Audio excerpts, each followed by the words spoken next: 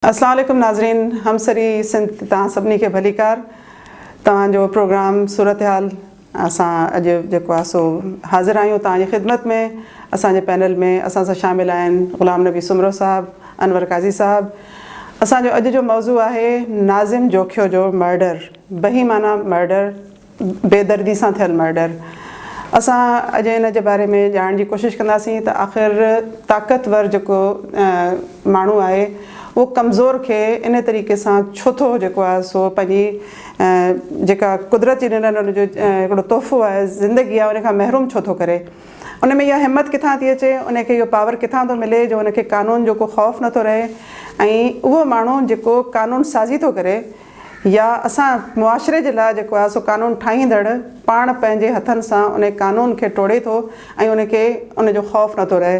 त आउं पहिरियों सुवालु पुछंदसि ग़ुलाम नबी सुमरो साहब जिन खां त असांजा जेके कानून साज़ इदारा आहिनि जीअं नेशनल असेंबली आहे या सूबाई असेंबली आहे, उन में जेको हिकिड़ो माण्हू वेठो आहे असांजे लाइ आवाम जे लाइ उहो कानून ठाहींदड़ आहे, लेजिस्लेटर आहे, पर उहो जॾहिं मुआशरे में हिकिड़े फ़र्द जी हैसियत सां बिहेव थो करे त हिकिड़ी नंढड़ी ॻाल्हि तां या हिकिड़े अहिड़े क़ानूनी नुक़्ते ते जंहिं ते को आम माण्हू एतिराज़ थो उथारे त हू ग़ैर क़ानूनी कमु करे रहियो आहे, उनखे जॾहिं उनजो आईनो थो ॾेखारे त उते उहो माण्हू कानून साज़ असेंबली जो मेंबर उन माण्हू खे उनजी जान खां महरूम थो करे छॾे। उहा हिमत उन में कीअं थी अचे ऐं इन सॼी सूरत हाल खे तव्हां कीअं था ॾिसो?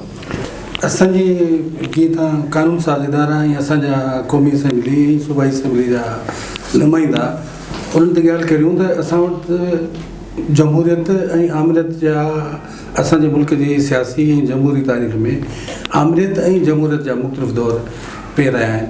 उन करे थियो ईअं आहे त आम माण्हू इन जमहूरियत मां लाभ न वठी सघियो आहे ऐं अवामी जमहूरियत जेके चइजे जंहिंमें आम माण्हू असेंबली जो मेंबर थी सघे ऐं आम माण्हू क़ौमी असेंबली मेंबर थी सघे ऐं सूबाई असेंबली मेंबर थी सघे।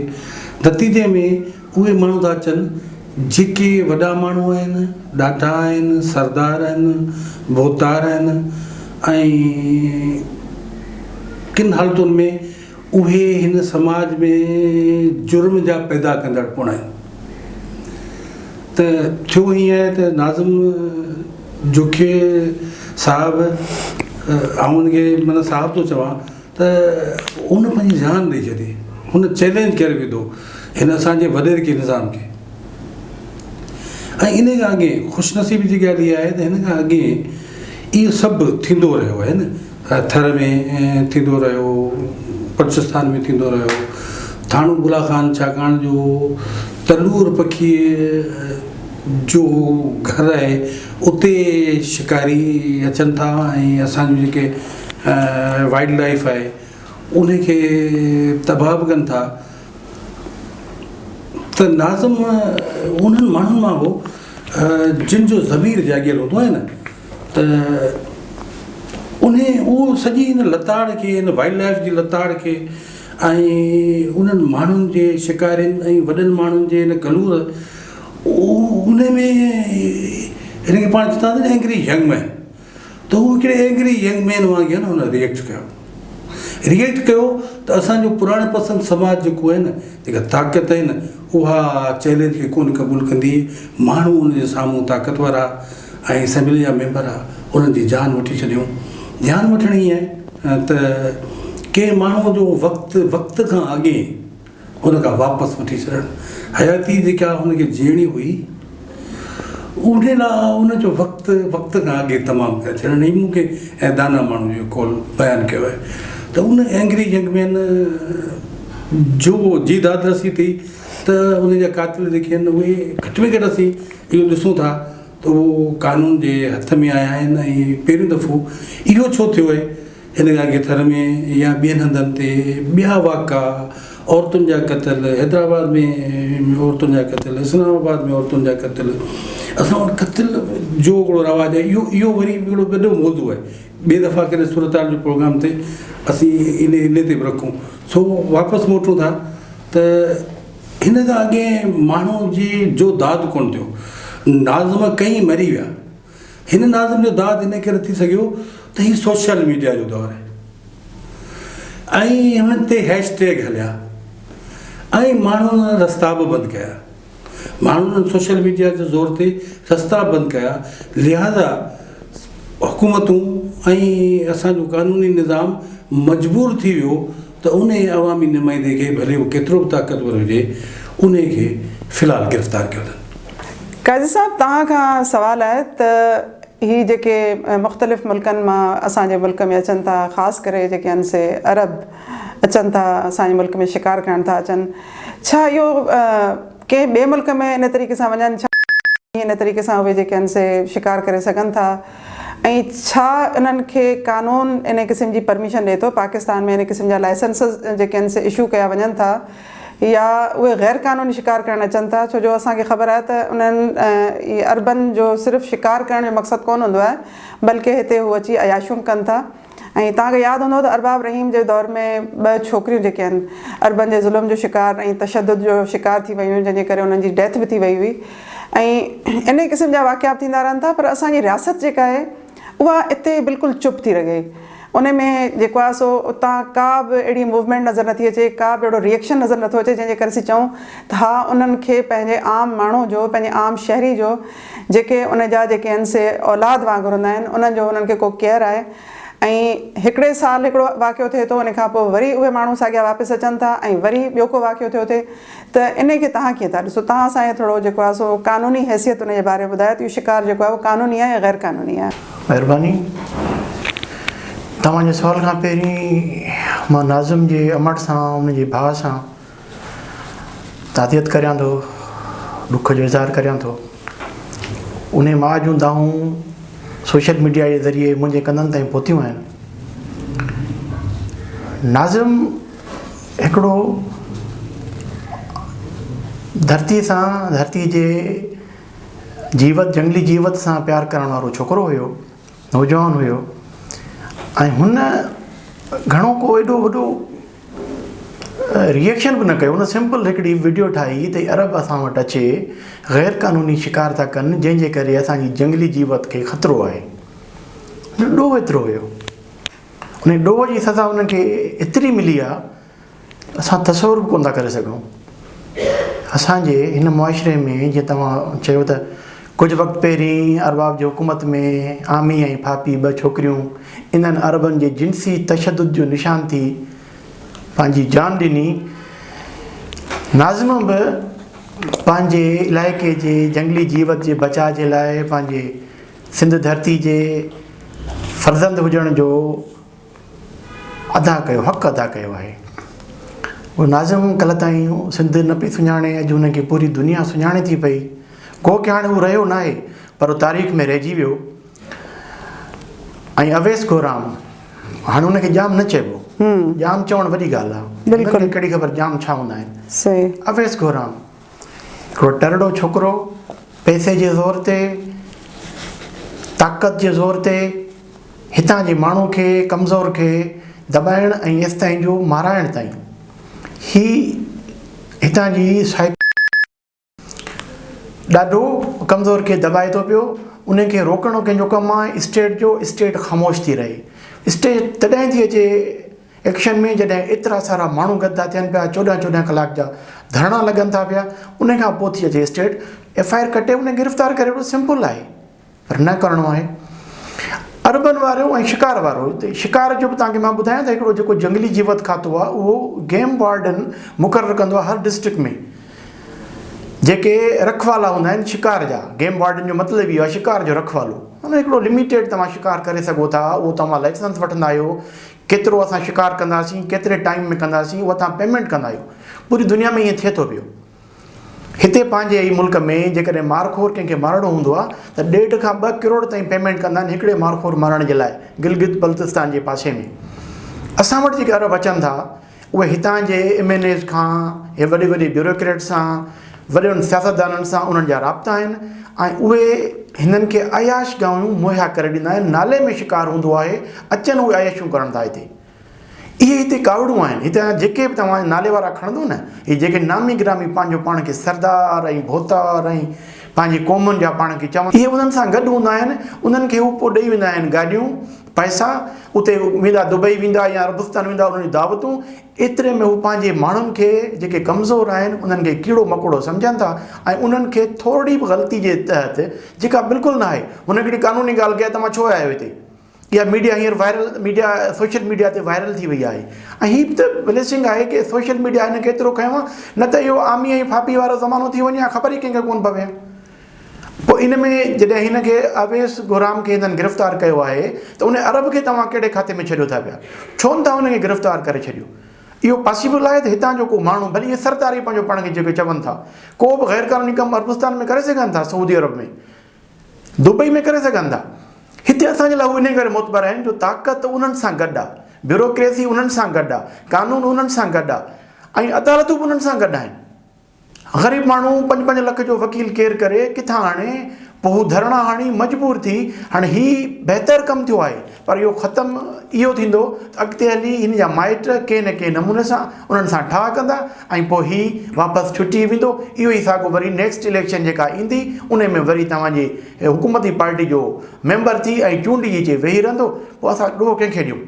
रियासत खे ॾियूं, ब्यूरोक्रेसी खे ॾियूं, ताक़तवर माण्हू खे ॾियूं या पंहिंजो पाण खे ॾियूं जेके अहिड़नि निभागनि खे चूंडे असेंबली में पहुचाइनि था।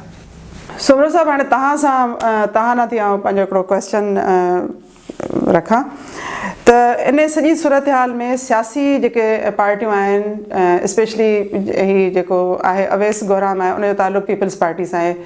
उन में पीपल्स पार्टी हिकिड़ो सुठो क़दम खयो आहे त फ़िलहालु त उनजी गिरफ़्तारी जेका आहे सकल थी वई आहे हली, पर हाणे जेकॾहिं इन क़िस्म जा के वाक़िया थियनि था या जॾहिं इलेक्शन थिए थी त उन में छा इन माण्हू खे जेको आहे सो टिकट मिलणु खपे या सिर्फ़ु पार्टियुनि जी ज़िमेदारी कोन्हे, असां आवाम जी बि ज़िमेदारी आहे त इन्हनि माण्हुनि खे असां वोट न ॾेई उन्हनि खे असां इहो अहसासु ॾियारियूं त जेकॾहिं तव्हां क्राइम कंदव त तव्हांखे आवाम जे तरफ़ खां बि सज़ा मिलंदी।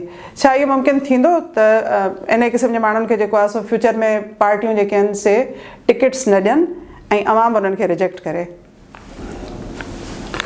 असांजो मुल्क जूं जेको तव्हां चओ त सियासी पार्टियूं, असांजे मुल्क जूं 3 वॾियूं सियासी पार्टियूं, पाकिस्तान तहरीक इंसाफ़, पाकिस्तान पीपल्स पार्टी, पाकिस्तान मुस्लिम लीग, इहे 3 पार्टियूं जेके आहिनि उहे अशराफिया जूं पार्टियूं आहिनि। इन्हनि खे उहे घुरिजनि जेके इलेक्टेबल्स आहिनि, जेके इलेक्शन ते 50 करोड़ 60 करोड़ 20 करोड़ ख़र्च करे सघनि। मूं पहिरीं हिसे में बि इहा ॻाल्हि कई सूरत हाल जे त हीअ छाकाणि जो अवामी जमहूरियतूं कोन थियूं आहिनि, उन करे इहे पार्टियूं बि इन सॼे किसे खे, जेकॾहिं हीउ जाम न हूंदो त ॿियो जाम हूंदो। हिन माण्हू खे जेकॾहिं पार्टियूं टिकट उन्हनि ॾींदियूं त वरी इन जे लेवल जो इन जहिड़ो को इलेक्टेबल उनखे टिकट ॾींदियूं। अचणु इहो खपे, जेका तव्हां ॻाल्हि कई आहे त असांजे वोट जो पैटर्न जेको आहे न उहो चेंज थियणु घुरिजे। असांखे आवाम जेको माना वोटर आहे, पाकिस्तान जो 22 करोड़ आवाम आहे, असांजो जेको वोटर आहे असांखे उन सां मुखातिबु थियणु घुरिजे त हू पंहिंजो वोट जेको आहे उहो पंहिंजे कातिलनि खे न ॾे। काज़ी साहब, हींअर तव्हांखे ख़बर हूंदी त हिकिड़ो असांजे वटि कासिमाबाद में हिकिड़ो वाक़ियो थियो जंहिंमें कंहिं मुख़्तियारकार जे घर में मोर चोरी थी वियो ऐं उते हिकिड़ो 14 सालनि जो नौकर उन खे तशदुद करे उन घर में जेको आहे सो क़तलु कयो वियो।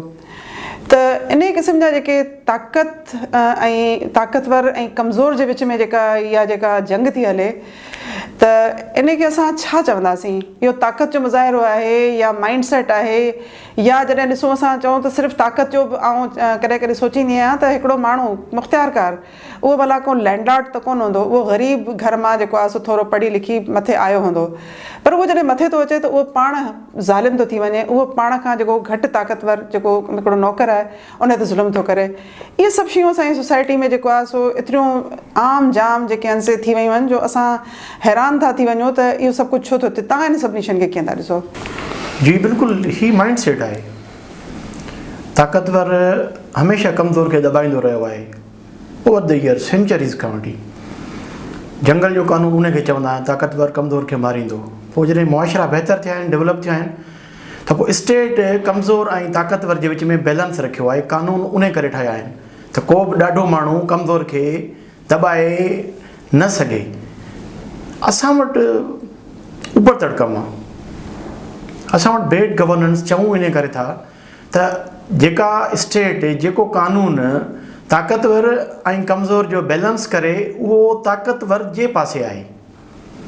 पोइ जेको बि उन सां गॾु आहे, ब्यूरोक्रेट आहे, पॉलिटिकल माण्हू आहे, तव्हां हींअर ज़िक्र कयो उन मुख़्तियारकार जो जेको बिल्कुलु तपदार हुयो, ग़रीब फैमिली जो हुयो, मथे चढ़ी आयो, पर बेड गवर्नेंस जे हुजण जे करे हुन करोड़ रुपया कमाया ग़लति तरीक़े सां। हिकिड़ो मुख़्तियारकार करोड़ रुपया कोन कमाए सघंदो, ऐं असां वटि कमाइनि था पिया। हिकिड़ो मुख़्तियारकार हुजे, हिकिड़ो DC हुजे, हिकिड़ो SP हुजे, या जेके ॿिया आहिनि वॾनि वॾनि इदारनि जा मोतबर ऑफिसर हुजनि, उहे अरबोपति कीअं था थियनि पिया पघार मञा, इहो न आहे।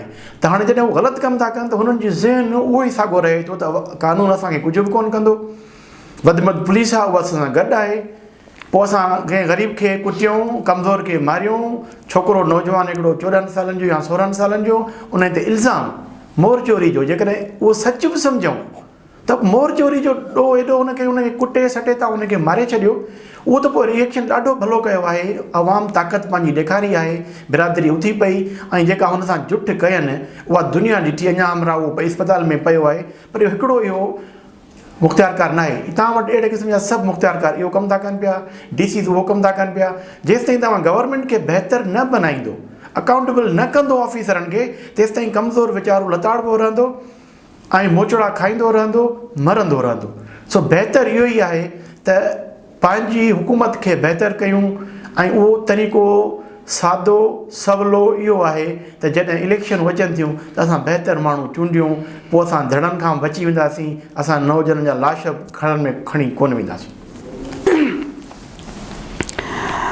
सुमरो साहब, तव्हां हींअर अनवर साहब जा जेके जज़्बात आहिनि उन्हनि खे बि तव्हां ॿुधो महसूस बि कयो हूंदो, ऐं असां सभिनी जा जज़्बात हींअर साॻिया ई आहिनि। त इन में असांजी जेका इहा सूरत हाल ठहे थी, नाइंसाफ़ी वारी, बैड गवर्नेंस आहे या जेको बि कुझु आहे, इन में तव्हां छा था सम्झो त अदलिया केतिरी ज़िम्मेदार आहे? छो जो अदलिया जेका आहे उहा जेकॾहिं शफ़ाफ़ थी वञे, उन में जेकॾहिं ट्रांसपेरेंसी अचे ऐं इंसाफ़ जेकॾहिं अदालतुनि मां माण्हुनि खे मिलणु शुरू थी वञे, त छा तव्हां सम्झो था त इन क़िस्म जी सूरत हाल पैदा थी सघे थी? हिकिड़ो आम जेको माण्हू आहे उनखे को MNA, को MPA या को तपेदार या को मुख़्तियारकार इन तरीक़े सां क़तल करे सघे थो? अनवर काज़ी साहब अकाउंटेबिलिटी जी ॻाल्हि कई त अक्रॉस दी बोर्ड अकाउंटेबिलिटी में पोइ सभु अची वेंदो। हिन मुल्क जा इदारा, हिन मुल्क जा कानून साज़ इदारा, हिन मुल्क जूं अदालतूं, इहे सभु तॾहिं प्रॉपर फंक्शन करे सघंदियूं जॾहिं माण्हूअ जो हक़ हुकुमरानी बहाल थींदो। माण्हू जो हक़ हुकुमरानी हींअर असां वटि जहिड़ी बि जमूरियत आहे, मां पहिरीं बि ॻाल्हि करे सूरत हाल जे माना पुठियनि हिसनि में ॻाल्हि करे चुको आहियां त इहे हाइब्रिड जमूरियतूं माण्हुनि जे 22 करोड़ अवाम में जेको माना जेको ग़रीब आहे, बेपहुच बि आहे, ऐं जंहिंसां न ऑफिसूं हुन सां ताउन में आहिनि, न अदालतूं उन्हनि खे इंसाफ़ थियूं ॾियनि, त पाकिस्तान जो आम अवाम जेको आहे न, उहो जॾहिं पंहिंजा नुमाइंदा सोचे सम्झी पंहिंजे ई तबिके मां इलेक्ट कंदो, मुंतख़ब कंदो, त पोइ इहो मसइले जो हल आहे।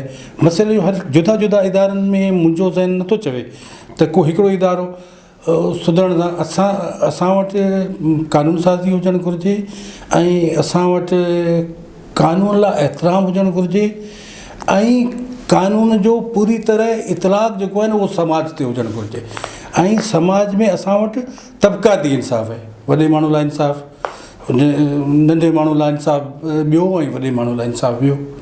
जीअं तव्हां पंहिंजे क्वेश्चन में चयो त इहे माण्हू छुटियो वञनि, पर वरी बि 2021 मादी खां मुख़्तलिफ़ आहे इन करे त इहे माण्हू जेके आहिनि न, उहे उन्हनि जे कानून जे या हालात जे या मुल्की क़वानीन जे या माण्हुनि जे ज़ोर जे करे या सोशल मीडिया जी जागृता जे करे इन्हनि ते सिज सवानिज़े ते लही आयो आहे। इहा माण्हुनि जी कामयाबी आहे। सोशल मीडिया असां वटि हींअर जेको जागृता पैदा कई आहे, सुमरो साहब असांखे ॿुधायो त उन में केतिरियूं शयूं जेके आहिनि शायदि हूअं असांजे अॻियां अची न सघनि हा, ऐं हींअर माण्हुनि जे नज़रुनि जे अॻियां अचनि थियूं। शायदि सोशल मीडिया जी ही जेको आहे सो अहसान आहे असां ते, जो असां वटि जेको नाज़िम जोखियो जो कल्ह या टियों ॾींहुं जेको मर्डर थियो आहे उन जे बारे में अवाम खे एतिरी आगाही थी आहे जो ताक़तवर पार्टी जो MP थी करे उनखे पुलिस गिरफ़्तार कयो आहे।